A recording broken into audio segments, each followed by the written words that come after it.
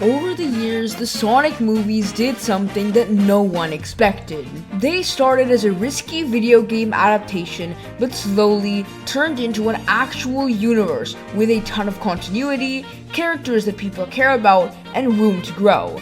At this point, it feels like they're only actually scratching the surface of what they could do. In this video, I've made my own thoughts on what the Sonic movie universe could turn into, with a full timeline. I hope you guys enjoy, and with that, let's head straight into it. It all starts off with the first Sonic movie, which played it safe. We only really saw Sonic, unless you count Tails at the very end, and it was more of a character, child-friendly story. We didn't get much lore, but we were introduced to Eggman and some leading faces that we'd see later like Tom and Maddie. But then we moved on to Sonic 2, where we got the introduction for Tails, Knuckles, the Master Emerald, and a ton more lore.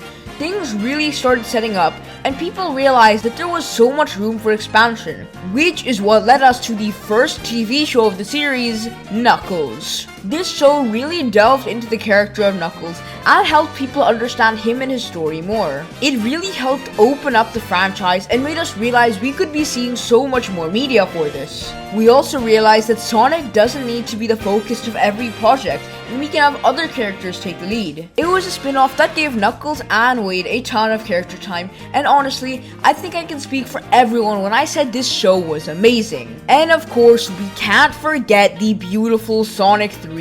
Honestly, this changed everyone's opinions on the entire universe. A ton more people got into the movies, the shows, and the entire Sonic franchise in general. Sonic 3 introduced Shadow to us and set up so much more dark lore. We got the really cool Super Sonic and Super Shadow fight at the end, and eventually everyone made amends. Although one of the biggest things I would have loved to see in Sonic 3 was some more development of Shadow's character. Which brings me into my first theory on what the next project in this universe could be. The Shadow Project. I've given it a placeholder date of around mid-2026, and whether it would be a show or a movie, it would always be welcome. With less jokes, similar to the Knuckles show, we would be able to delve more into Shadow's character and get involved with him. And considering we'll be waiting until 2027 for Sonic 4, I think it would be perfectly reasonable to see ourselves get the Knuckles Season 2 project in the meantime. The first show was really fun, and it would be super sick to see a second series. Maybe we could see some Angel Island, more Master Emerald content, and we'd get more room for Knuckles to grow as a guardian rather than just a warrior. It would also help keep the movie moving, and instead of going one movie, one show, we could see some variety. And naturally, I think by that's done, we would get ourselves Sonic 4, which would be a huge turning point. The franchise would feel different because Sonic would have evolved at that point, and instead, we'd start to see a real focus on more characters. Of course, we already know we'd be getting Amy and Metal Sonic, but I think that could be insane. The franchise would definitely be moving forwards, and we'd start to see so many more branches spread off. Although this whole time, I feel like we've been slipping past one character who always misses the love. Tails. I think by Sonic 4, it would finally be time to give Tails some development, and I think it would be very worth it if we saw a huge gap between Sonic 4 and this thing. I would probably say it should be a movie because I feel like he just needs that development as a character, and maybe we could finish off some arcs that were left in Sonic 2. And in my colossal gap between Sonic 4 and the Tails project, I would love to see some more Sonic media, like who knows, maybe some comics or other things.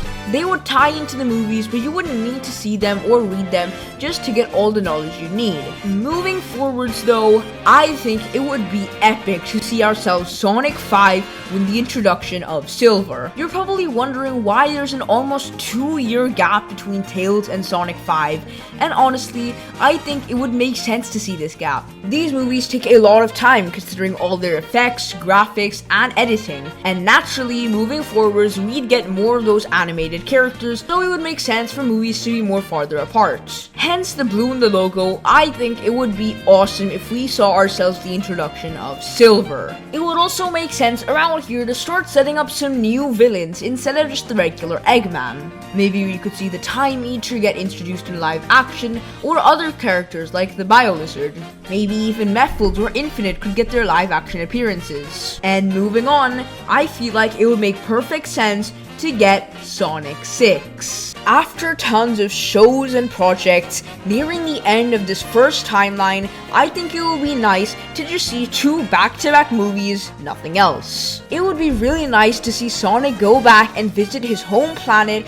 Maybe we could see a more down-to-earth level story where he has to go save everyone. Again, there's a huge gap between these 2 movies, but I think it would be perfectly paid off for. And like I said, Sonic 5 would set up Silver, so it would be really cool to see a Silver the Hedgehog show next time. Although here you'll see there's a very short gap between these 2 movies, and I'll explain why in just a minute. But if you think about it, Silver would be a really good character to talk about because he was only introduced 2 movies ago. Maybe we could learn more about where he came from, and we could also probably see some adventures of Sonic, Shadow, and Silver together. Now you're probably looking at the end of this timeline and wondering what's actually gonna end this major saga.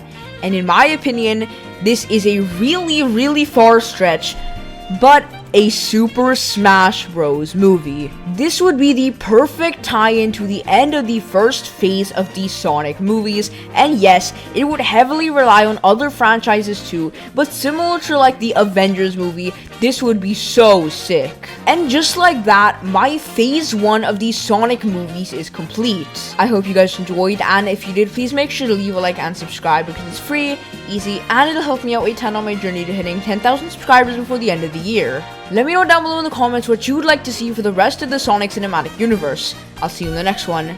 Bye!